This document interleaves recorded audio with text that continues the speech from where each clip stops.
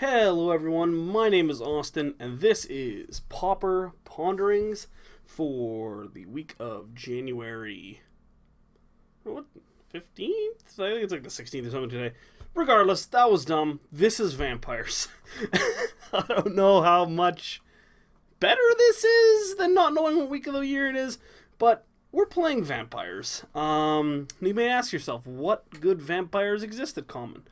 Well, not a lot. If we separate kind of the creatures from the non-creatures, faithless lootings, they can go over here.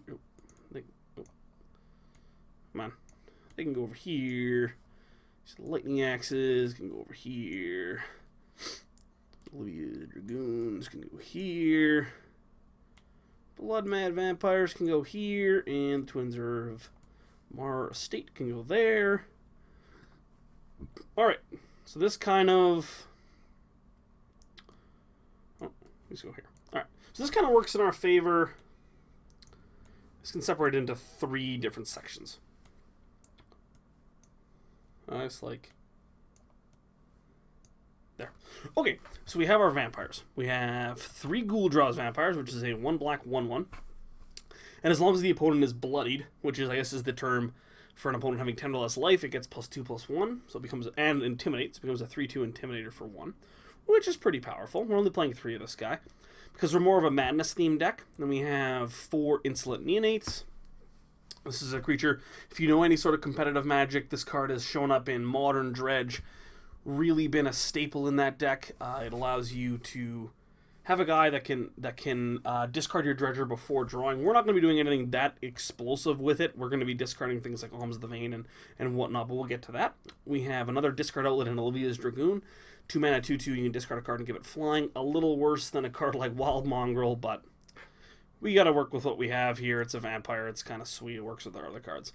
Then we have our payoffs, I guess, in the form of Blood Mad Vampire, which is a 3 mana 4/1, and whenever it deals damage to a player, I got a +1/+1 counter, which is pretty sweet. It only has madness for 2. So, turn 1 insolent neonate into end of turn Blood Mad Vampire is pretty decent against the right opponent. We have 2 Twins of Mara Estate. Just a 3/5, a pretty big body, and a good-sized body for Pauper. Being 3/5 means that like 2 of them can pretty easily gang up on something like a Gurmag Angler, and in my playtest games, that's what was happening. So then we go into, I guess, the reason that we want to play a vampire-style deck. So we have 4 Vampiric Furies, which is 2 mana, instant vampire creatures you control get +2/+0 and gain first strike till end of turn. This is a blowout. For people who don't know that this card exists, which is probably like 95% of the Magic playing population, this thing is a blowout. +2/+0 and first strike is pretty busted for 2 mana, and when it's all of our creatures, it gets pretty ridiculous pretty fast. We also play Stensia Banquet, which is a good card for when any sort of, if the game is going to go long, it's a cantrip, and it's going to probably sometimes deal upwards of 4 or 5 damage to our opponent, which is pretty decent for 3 mana. Then we have 3 Distemper in Blood. It gives to our creature +2/+2 and trample until end of turn. Just a decent madness payoff. We're going to be able to discard if they have blockers, especially for something like a Blood Mad Vampire. This is basically going to be what we're going to want to do, is we're going to go like turn 1 instant neonate into their turn, draw a card, play this guy, and then attack. And if they have any blockers, maybe something like a Faithless Looting into a Distemper of Blood to give this guy +2/+0, so make him a 5/3. Or, sorry, a 6/3, and then he gets a +1 counter, and he's a 5/2. So that's what we're trying to do. We also have 4 Alms of the Vein, vampire-themed, obviously. But again, it's just a lightning bolt that gains you 3 life. It's going to help finish our opponents off and win some races.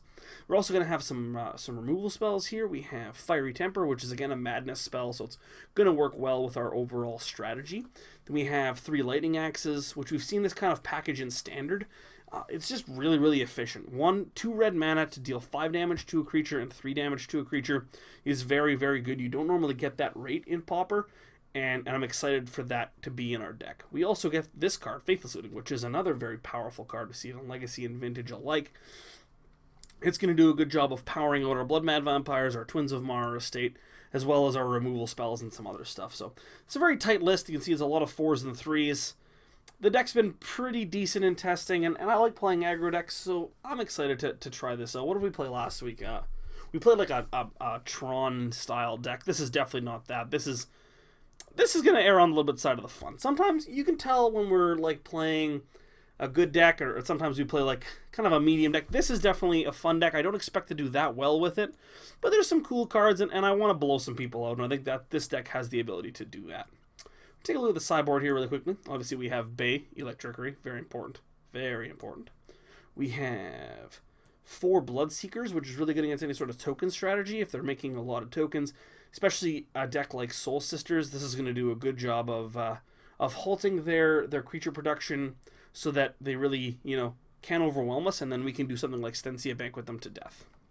So play 4 Diabolic Edicts. Unfortunately, 2 of them are Tempest Remastered, and 2 of them are Tempest. I apologize for that. It looks awful, but you know what? That's what happens. Vadi Ildal. Sorry, buddy, you're getting tossed over the side of the ship.